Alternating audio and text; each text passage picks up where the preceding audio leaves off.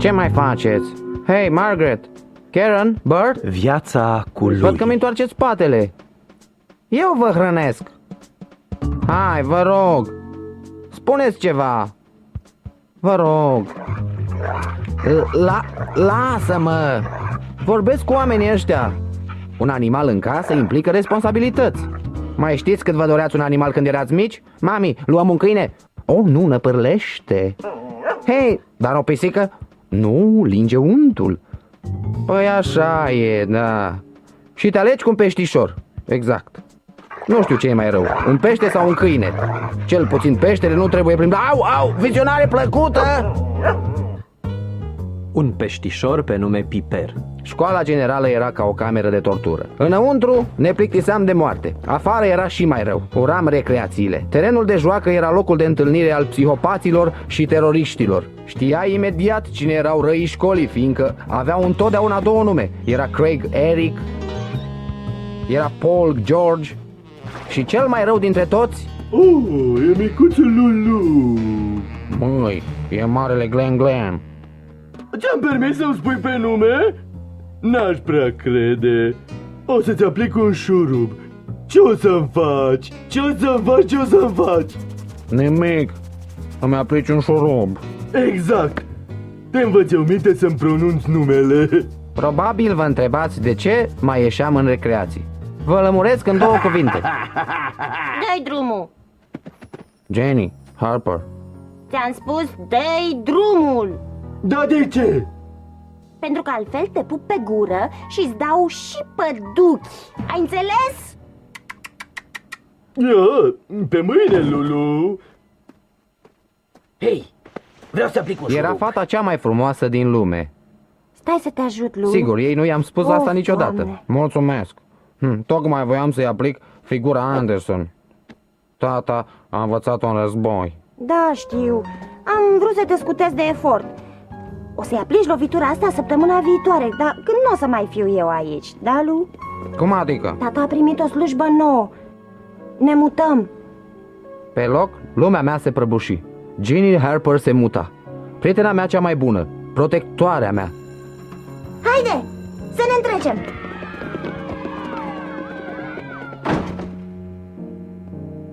Deja îi simțeam lipsa. În filme tații știau întotdeauna ce să spună. Poate de asta avem nevoie de sfatul tatei. Da, asta da unealtă. Nu mai găsești așa ceva în ziua de azi. Tată, Ce crezi că faci? Nu te furișezi pe lângă un veteran. Ce e cu tine, mă rog? Spune! Jenny Harper se mută. Cine? Jenny se mută la Detroit. Păi, e un oraș mare, da. Se fac multe mașini acolo, dar de ce se mută? Tatăl ei și-a găsit de lucru acolo. Tata se lumină la față. Asta era. Urma să-mi dea un sfat, ca la televizor. Lui, uite ce ai de făcut. Aha, ascultă-mă aici.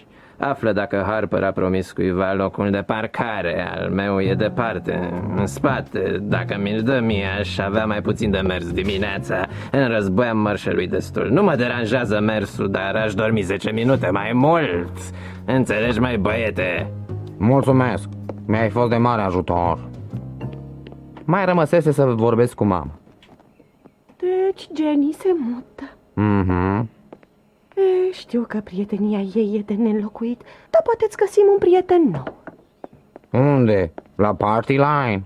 Lui. La ce-i trebuie un animal? E strigător la cer. I-am dat un frățior. Putem să luăm pisica? Hai, mami, te rog. Uite ce frumoasă e. Te rog, mami. Nu, o să lângă untul. Ce? Da, sar pe bufet și ling untul pe care noi îl mâncăm. Da, toată lumea știe. Ce, vrei să ne omori? Linge unt. Putem să luăm cățelul, mamă? Te rog, ne apără de hoț. Nu o să vă mai cer nimic. O să-i spun Mafic. Hai, mami, lasă-mă să-l iau. Nu, ne părlesc. Ce pasăre Și drăguță, tata? vrei un biscuit? Le cade părul, înfundă canalizarea, casa e inundată și tu... Sigur, mama avea idei proprii despre animalul ideal de casă. Păi dacă nu luăm nici câine, nici pisică, atunci ce luăm? Ia-ți un peștișor? N-are niciun haz. Când eram mic, doar pești erau acceptați în casă, except în căpușele care te înțepau în ceafă și se umflau ca baloanele. Oricum, nu existau magazine de-astea. Îi pescuiam direct din lac. Am învățat ce-i responsabilitatea de la micul Solzi. Ce știi tu? Salzi, ăsta nu-i nume de pește. E un nume foarte potrivit.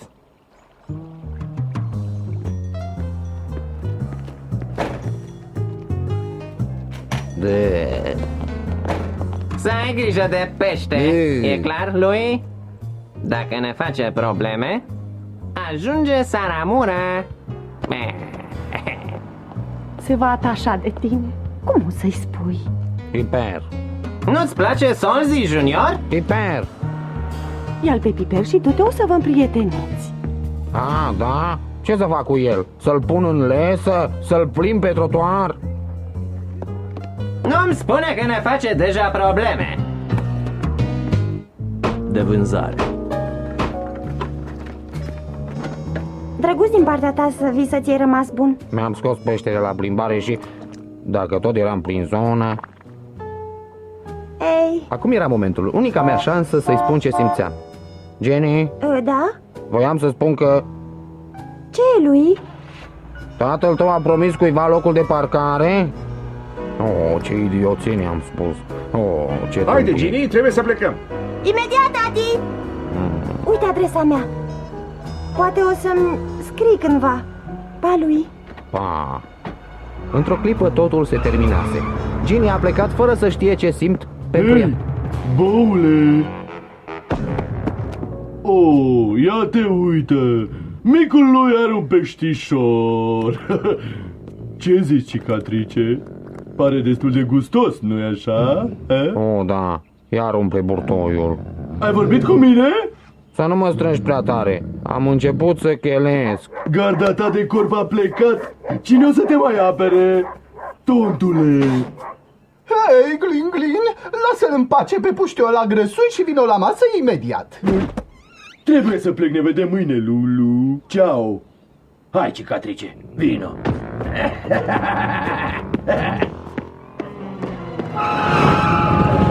Hei, bezmeticule! Era să-mi îndoi bara. Ce irresponsabil sunt puștii ăștia. Hai, lui. Hopa sus, băiete. Vestea proastă e că bunica vine în vizită. Bunica? Și care e vestea bună? N-am o veste bună. O mai știi pe bunica, nu-i așa? E o dulceață. Sigur, pe mine nu mă înghite, mă urește. V-am mai spus asta, nu? De parcă fisa putea să-l cunoască pe președintele țării. Mă învinuiește că nu-și poate vizita fiica la Casa Albă. În rest, e o ființă adorabilă. Dacă îi treci cu vederea pielea solzoasă, dinții galbeni și respirația care ar omorî și un dinozaur. Asta ar explica și dispariția lor, dacă mă gândesc bine. Oh, am pornit. Mulțumesc că m-ai adus, tata. Ce-i cu voi? Hai să mergem. Ce tot faceți? Nu intrați odată? Nici gând, respira ca dinozaurii? Mai rău ca tata nu se poate. Te-am auzit. Treci încoace. Dacă n-a fost ziua cea mai rea din viața mea, sigur a intrat în top 5. O, lui, te-am mutat la Tommy. La Tommy! El unde sta? În camera lui. Veți sta amândoi. În camera ta stă bunica. Ia duceți-vă să-i spuneți noapte bună. Problema era că au cazat-o în camera mea. Oriunde mergeai, trebuia să treci prin fața camerei ei. Eu trec acum. Lui! Spune-le părinților că am intrat. Hai să o saluți pe bunica. Dă-i un pupic lui bunica. Avea dreptate tata. Ce dinți galbeni. Toată lumea la masă! Acum! Da, salvat de urlet. Un pic din asta și un pic din asta.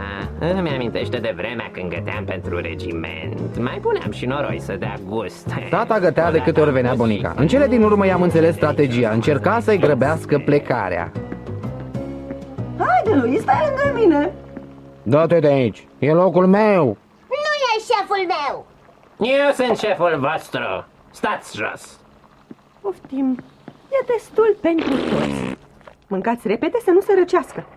Oh, Andy, ne simțim bine între noi. Nu-i nevoie de televizor. Un filmuleț înainte de cine. Ce avem aici? Ia să vedem. Am găsit, așa mai merge. Îmi place asta. Duce-le să dau mai tare, bunico. Spune, îți place și ție? Oh, e perfect! Dandy! Tată, macaroanele sunt vechi. Lui, mie îmi plac! Sunt verzi și uscate. Ce tot spui? Sunt cu spanac. Pe front toată mâncarea era verde. Macaroanele, cartofii, salata. Salata e chiar verde. Păi da, acum e așa. Noi am dat startul. Uitați-vă, l-am învățat să oprească baioneta cu fruntea. Oh, Andy. Mai vrea cineva? Te rog, da, Andy! Mă enervează la culme. Mâncați, băieți. Tata a cumpărat prăjitură pentru desert. Să nu atingeți! E pentru o ocazie specială. Ziua când o să vă mutați. Andy, am uitat să-ți spun. Am fost astăzi în garaj și ți-am aranjat uneltele. Toate. Ce? Le-am pus în ordine alfabetică. Ce? Nu mulțumim. Uite, tata o să o pocnească. Andy, Oh, foarte bun, bun. Lui, Tommy, la voi în cameră. Hai, Acum. ce-am făcut? Hai! Pot să-l hrănesc pe Nu, Piper? nu știi cum e. Îl strici. Poftim, amice. Gura mare. Desigur, nici eu nu știam cum. Era primul meu peștișor de aur. Nu știam cât mănâncă. Creatura începuse să crească. Începuse să mă trezească dimineața. Hei, Lu, trezește-te! A? Ce? Tommy, gura! Vreau să dorm. Să împărțim camera. Hei, aici! A? E Unde? foame, Lu! Dă-mi o gogoașă, te rog. Mă topesc aici.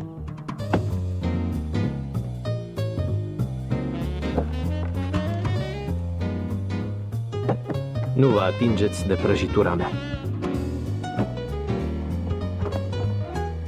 Hei! Prăjitura mea! Nu! Te fac file! Îmi iau cuțitul și te fac sote și te mănânc! Te viu te mănânc! ce se întâmplă? Tata îl mănâncă pe Piper! Îl mănâncă pe Piper! Peștele! Sânci! Prăjitura!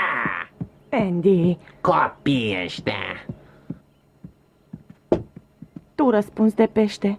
Trebuie să ai grijă de el. I s-a terminat mâncarea! E lihnit. Nu am timp să te duc la magazin, dar dacă o să rogi frumos, o să te ducă bunica. Ai. Lui, tu ești? Oh. Regret, Piper.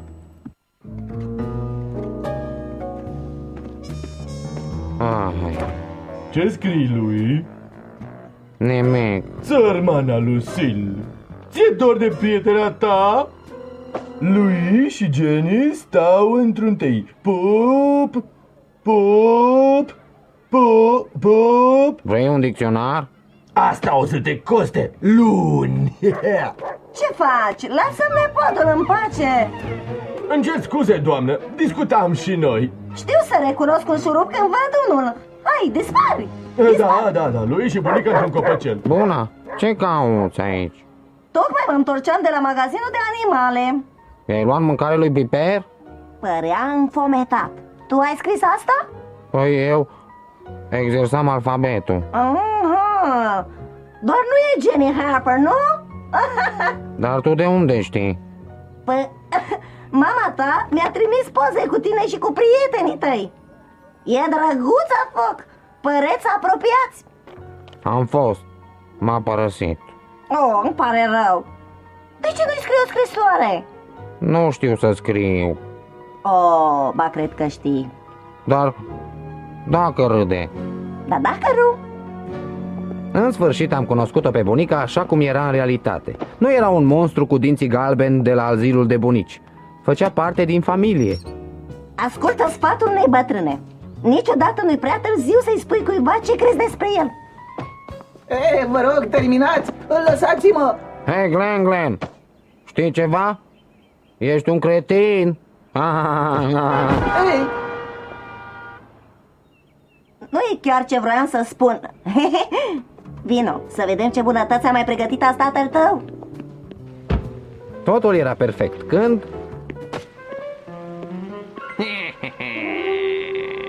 Ce Piper! idee excelentă! Tata, nu! Oh. Era prietenul meu, cum ai putut să-l gătești? Cina mea! Nu o să te iert niciodată, Toată ziua am tata. stat pe la ca să-l prind. Tu l-ai prins? Exact! Cu mâinile astea cu care te voi strânge... Andy, Ce? Piper! Mi-a aruncat cina pe fereastră. i-am făcut o baie. Baie? Dar e pește. Acum e un pește curat. Bun, atunci să-l gătim. Andy, Nimeni nu-l mănâncă pe Piper, vă Păi asigur. ce o să mâncăm? Iar macaroane? Ca pe front. Aceeași mâncare la 360 de zile pe an. Macaroane, macaroane. Ei, a venit timpul să plec. oh, mama, ești sigură? Pleci? Ce păcat. De ce? Să nu abuzezi de ospitalitatea voastră. Cam târziu. Te ajut la împachetat? Andy, ești cinerele ideal. Nu-mi venea să cred. Tocmai când începuse să-mi placă Iubi bunica, mult, trebuia mama, să plece. Să mai vii pe la noi. Pa, bunii, o să-mi lipsești. Și tu o să-mi lipsești, drag. Haide, îmbrățișează pe bunica, haide. Scuzați, îmi pare rău. Andy, Pa, pa. Să ai grijă de Piper. pa, pa, drum bun. Pa, pa. Pa, bunico! Ce Pa, la revedere! păcat! Începusem să mă obișnuiesc cu băbuța. De data asta n-am mai mirosit a naftaline. Știi, lui? Uneori e bine când pleacă cineva. De ce, tata? Nu știu, încercam să te ajut. Mai dăm pace. Hei, cine mănâncă? Bunica! Ce și-a uitat? Proteza? Bună, lui! Ginny, te-ai întors? Da, tatei nu i-a plăcut slujba nouă, așa că ne-am întors la cea veche. Oh, bună, Ginny! Bine că te-ai întors! Oh, domnule Anderson, să nu uit. Tata vă transmite că vrea locul de parcare înapoi. Ce? Ce grozav, vechiul meu loc s-a ocupat.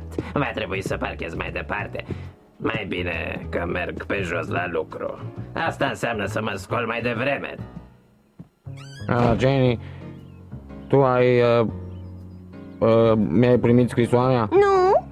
Mi-ai scris, lui? Ce ai scris? Nimic. Lui? Am scris doar că mi-e dor de tine și că îmi lipsești mult. Ah, e vorba de scrisoarea asta, nu? Dar ai spus? Am vrut să te aud pe tine. Tu... Și tu mi-ai lipsit mie. Wow, ăsta-i peștele! Ce mare este! Ce mănâncă? Oi, gogoși, prăjituri. Serios, e ca un coș de gunoi. Ia-ți și tu. Nu pot, ne-am luat pisică. Nu știi ce fac pisicile? Nu? Linguntul. Toată lumea știe. Sar pe bufet, linguntul, tu-l mănânci și... Mi-am dat seama că în materie de sfaturi, familiile de la televizor sunt nimic pe lângă Anderson. Oh, drumul e plin de Mama avusese dreptate. Piper s-a atașat de mine și tata avusese dreptate. Uneori e bine când pleacă cineva. Dacă Ginny n-ar fi plecat, nu i-aș fi scris scrisoarea. În fine, și bunica avusese dreptate. Niciodată nu-i prea târziu să-i spui cuiva ce simți pentru el. Dragă bunico! Hei, ți-a plăcut? Vrei să înveți câinele, a? Haide, Killer! Da! Hai, spune bună ziua! Hai, să vadă că Leslie nu se compară cu tine. Nu te mai uita înfometat spre pești. Nu e o idee bună. Mă lingi. Nu mai linge fără să cer voie.